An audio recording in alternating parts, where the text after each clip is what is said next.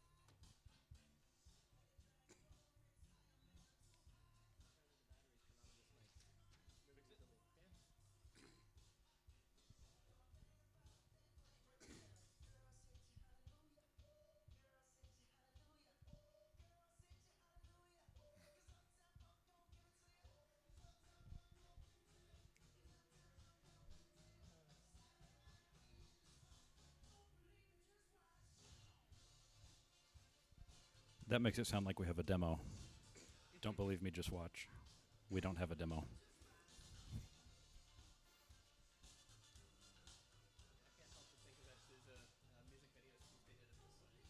Is that what they did?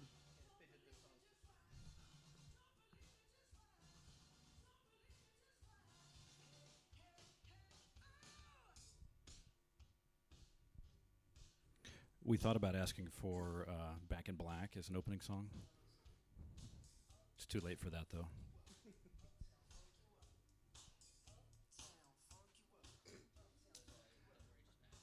Okay, I think we can get it going.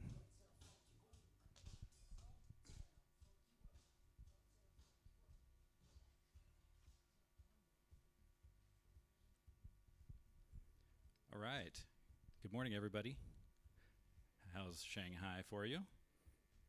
I'm enjoying it. Thank you for joining us this morning on the last day of the summit. How many folks are sticking around for the PTG?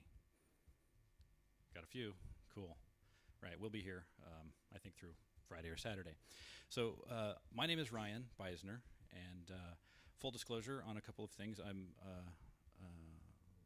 an engineering manager for Canonical and Ubuntu, but we're here without those hats. We're here with our community hats and our kind of opinions and based on years of lots of different experiences. And my colleague Chris. I'm on the engineering team, the OpenStack engineering team at Canonical. So.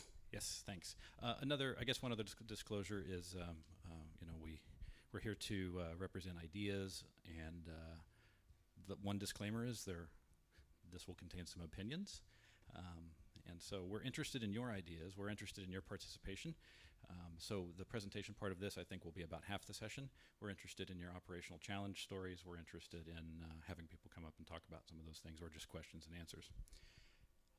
Okay, so The summary of the session is that we want to provide some color and some light to the fiscal and operational challenges of operating a private cloud infrastructure in today's modern IT world. And so that's kind of the essence here.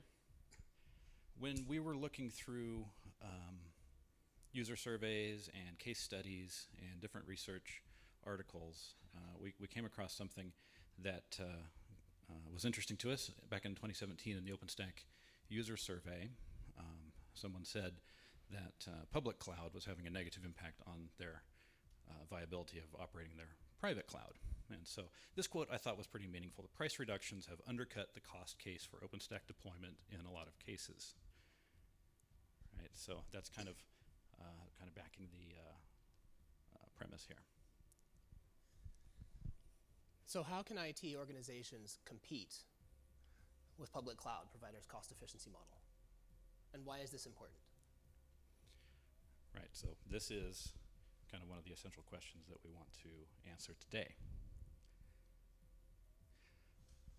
So to start with, we're going to be talking about open source and commerce, going into economic and operational harmony, talking multi-infrastructure architecture and cloud enterprises, and real-world stories, including yours. Right, so again, that's your cue. As we're talking, if you've got some ideas to share, questions to ask, we're interested in that. We'll leave, I think, a good 10 or 15 minutes at the end. I want everyone to be able to benefit from kind of a shared story here. So, open source, starting with open source and commerce. It doesn't have to be weird. It doesn't have to be awkward, but it is sometimes, right? So before we dig in too much deeper, I want to start with some of those opinions and assertions and assumptions. These are views, again, agnostic of any one individual or company or vendor. So I'll just rattle through these. We're going to reflect on them for a moment. So open source is a culture, not a license, is the first bit, right? The second thing that we want to assert is that cost ultimately drives the business decisions. And combining commerce and open source, as we said, can be sometimes awkward. One of the underpinnings of this is that public cloud providers are actually setting the pace of cost efficiency. We'll come back to that a bit. And ultimately, I believe the universe seeks balance and usually finds it. And so to be clear, this is not an us versus them sort of conversation. It's not private cloud against public cloud. I really firmly believe that a sound approach to cloud infrastructure involves probably both of them for a lot of organizations, maybe not every organization, but this is certainly not intended to, again, pit one against the other. I think I've already covered this, but this is not a sales pitch. This is not a vendor pitch. This isn't even a pitch from the foundation. We're going to do this with agnostic view of the tool chain and distro choices. Okay, so all the caveats are out of the way. All right, so economic and operational harmony, a bit of finance for developers, cloud operators, and project owners. All right, so disclaimer again. Man, we weren't done with the disclaimers. This is not tax advice. This is not legal advice. You should seek qualified professionals in those areas. So anyway, real quick, let's touch on a few principles. CapEx, capital expenditures. This is typically representative of the expenses that a company will incur in acquiring major assets, things like COs, data centers, facilities, vehicles, and particular to this audience, servers, switches, racks, all of the facilities that it takes to operate private cloud. Typically, these are major type purchases with long-term impact, carrying a position on the balance sheet in the form of a liability that's typically expensed over a number of years. This is usually, well, it's pretty much never a salary, right? This doesn't represent the people and the operations. It also doesn't represent things like public cloud fees and subscriptions. And so when we're talking about CapEx, oftentimes companies are looking to manage that in a way that they still look attractive to investors, right? Sometimes if you have too many liabilities on the balance sheet, that can be a red flag. Depends on the business. Balancing that out to operation expenses, OpEx, one of the other terms that oftentimes in IT we get to deal with. So this represents the expenses for day-to-day operations of that business. Things like selling and marketing, general business administration, finance, accounting. This also includes the people, very important component. Salaries, all of the benefits, right? If we have to staff a team to operate a cloud, for example, this is where that expense would fall. Other bits that pertain particularly to this audience are things like bandwidth fees, circuit fees, utilities, heating, cooling, operating that data center. And naturally, your public cloud fees would fall into the operational expenses. So going back for a moment, considering that initial quote, shortly before that, top business drivers for adopting OpenStack was to increase operational efficiency and save money over alternative infrastructure choices. What do you think might be differentiating that experience from the one, a year later? Yeah, it's interesting, the timing of this, looking through the commentary. You know, this was April 2016, and if we were to summarize 2 or 3 years worth of user surveys, this was a common theme, right? We want OpenStack to help us solve our operational challenges, but also the cost efficiency component of it. And then, you know, of course, in April 2017, the other survey came out where people were starting to realize, gosh, we're actually competing against the economic model of public cloud. And so I think it's important to differentiate the approach, right? If we rewind 10, 15 years to the legacy kind of pre-virtualization hardware mindset where you've got one server or a group of servers dedicated to an application, things are certainly different now from that. And I think that planning the internal asset acquisition and asset management, and then also the team scaling components is an important piece in the modern private cloud strategy. So each business and each sector typically have a ratio of that CapEx to OpEx that makes sense for them, right? So we're not here to provide or produce some sort of advice on how best to manage that necessarily, because it depends on the business and what they're looking to do. Things like cash flow come into account, and so again, those are all pieces that play into the formula of mixing private cloud and public cloud. So we're all at the Open Infrastructure Summit. I assume we kind of buy into open source as a culture, as an approach. But one of the things that I think we should recognize is that each organization probably has a mix of open source, open core, and proprietary software. So raise your hands if you're using something proprietary, like your phone. Okay, everybody. And nobody. Okay, cool. So anyway, moving on to a bit more coming from some user data, and actually this was a case study conducted by Sardina Systems. So the University of Edinburgh found that OpenStack right-sized the number of servers to meet workload requirements. OpenStack also ensured optimal energy OpEx, maximized servers and facility CapEx utilization. So OpenStack is a component there, right? This was a research paper centered around that and how it can help to optimize things. I'd like to take a second and look at what infrastructure projects are out there. First of all, the things that are put forth through the OpenStack Foundation, who have created a kind of a nice home for new projects and even mature projects to be able to support the communities and the commercial aspects of those software projects. So we have these, no doubt. I'm sure everyone here has seen multiple talks and multiple presentations on the topic of these major projects within the OpenStack Foundation. Well, wait, Ryan, isn't there more to open source? Well, sure. There's more to open, right? If you were to take a cross-section of any typical organization that does buy into open source, which I think is most organizations at this point in time, you'll probably find a cross-section representative of a whole load of things. Most of this is fully open source. I think there may be a couple of open core items. I've not put any proprietary things up there that I'm aware of, but ultimately it's the right tool for the right job that drives, I think, good decisions. And I feel like OpenStack is the right tool for the private cloud, right? There are a lot of other components surrounding that that help with that, things like Ceph, right? For example, it's not part of the OpenStack foundation, but it certainly is core to a successful OpenStack story.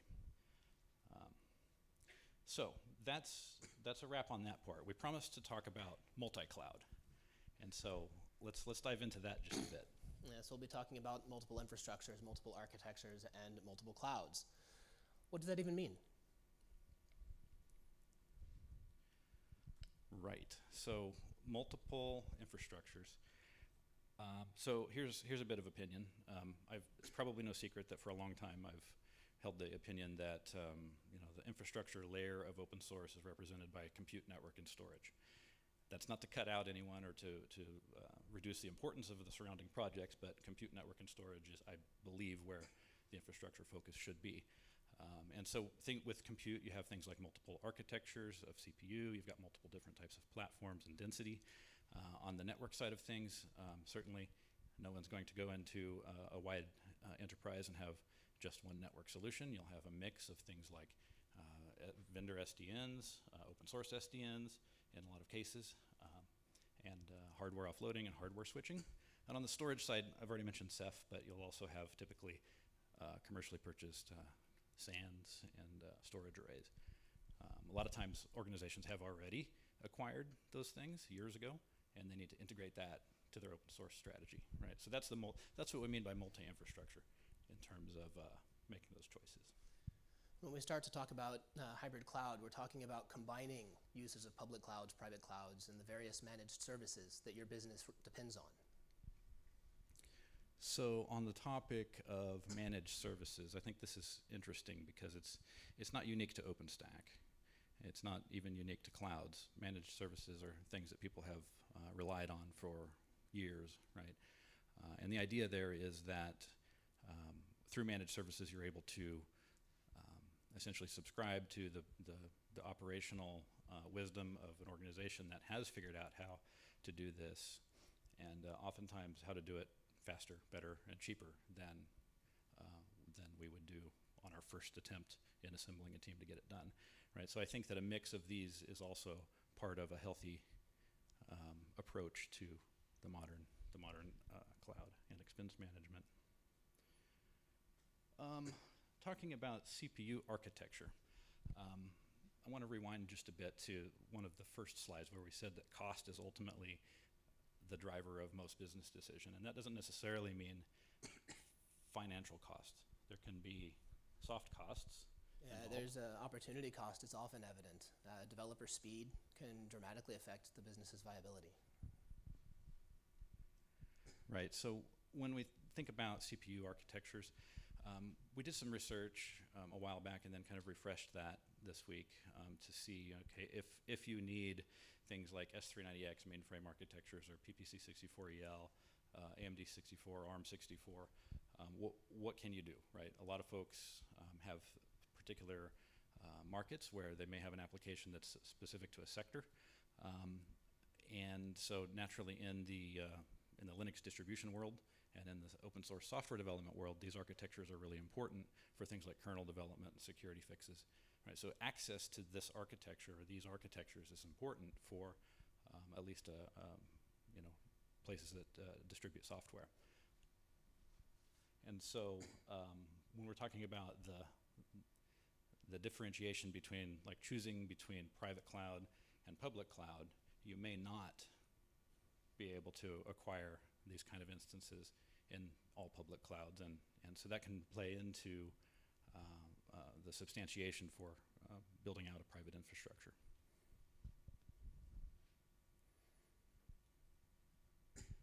So we have allocated a good chunk of this for story time,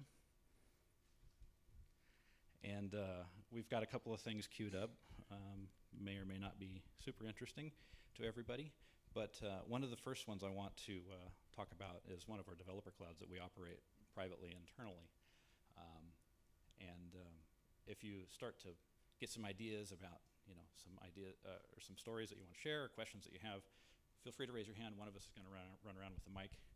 So we operate this developer cloud Do you want to talk about that a bit? Yeah, sure. I'm sure it's not at all the most efficient cloud in the world, but we use it.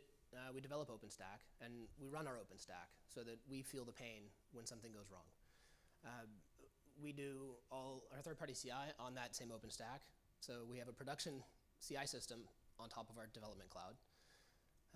It really makes things interesting sometimes, but yeah. Right, so to the points in our presentation so far, that developer cloud that's sort of a dog-fooding culture where our team of software engineers are following very quickly the releases and in some cases the pre-releases of the software that we have to operate a cloud that provides services to the business in the form of release automation, CI underpinnings, sort of forces a culture of consuming that cloud, right? So this is a soft benefit.